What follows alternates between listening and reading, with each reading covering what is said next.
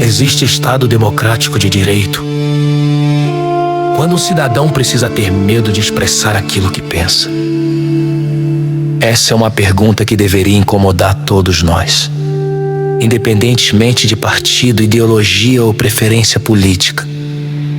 Porque democracia não deveria ser apenas o direito de escolher nossos representantes de tempos em tempos.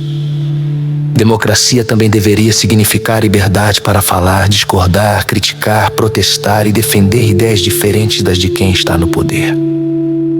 Mas quando surgem denúncias de presos políticos, exilados políticos, pessoas condenadas por manifestações de pensamento e cidadãos que dizem estar sendo perseguidos por suas posições políticas, alguma coisa precisa ser questionada.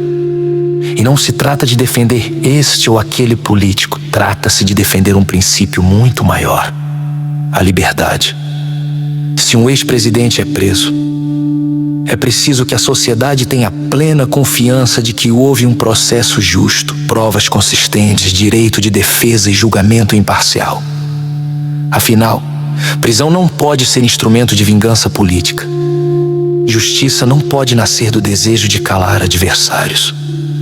E existe uma diferença enorme entre alguém cometer um crime e alguém simplesmente dizer algo que desagrada.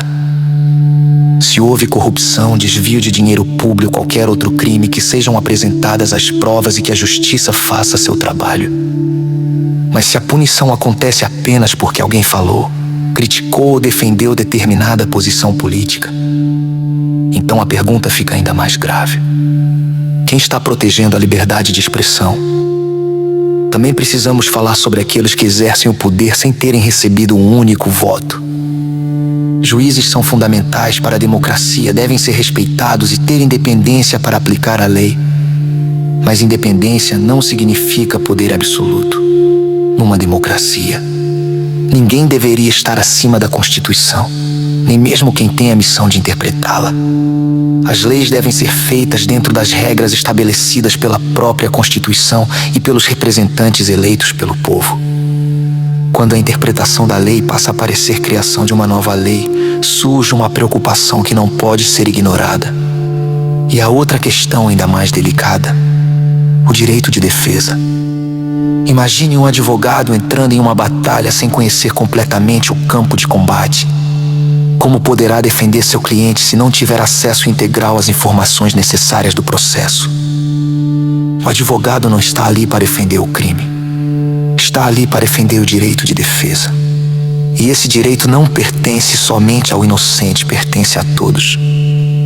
Porque amanhã pode ser o seu filho, pode ser seu irmão, pode ser seu amigo, pode ser você. É justamente por isso que democracia não pode ser medida pelo tratamento dado apenas aos amigos do poder. A verdadeira democracia se revela na maneira como tratamos aqueles de quem discordamos. É fácil defender liberdade quando todos pensam como nós. Difícil é defender a liberdade daquele que pensa completamente diferente.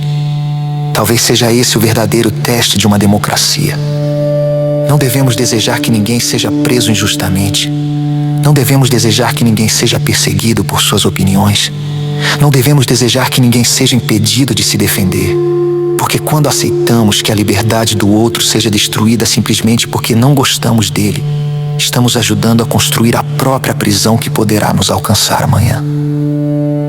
A democracia não é propriedade da esquerda, também não é propriedade da direita. Não pertence a presidente, governador, deputado, senador ou ministro. A democracia pertence ao povo. E o Estado democrático de direito só existe de verdade quando a Constituição vale para todos. Quando a justiça é imparcial, quando o cidadão pode falar sem medo e quando qualquer pessoa, poderosa ou humilde, tem direito a uma defesa plena. Por isso, talvez a pergunta mais importante não seja: de que lado você está? Mas sim, de que lado você estará quando a liberdade de expressão de alguém que você não gosta estiver sendo retirada?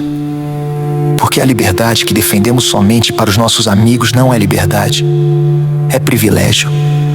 E democracia que só funciona para quem concorda com o poder não é democracia plena. É preciso ter coragem para defender a liberdade até quando a voz que está sendo silenciada é justamente aquela que gostaríamos de não ouvir, porque uma democracia saudável não teme opiniões, ela responde às opiniões com argumentos.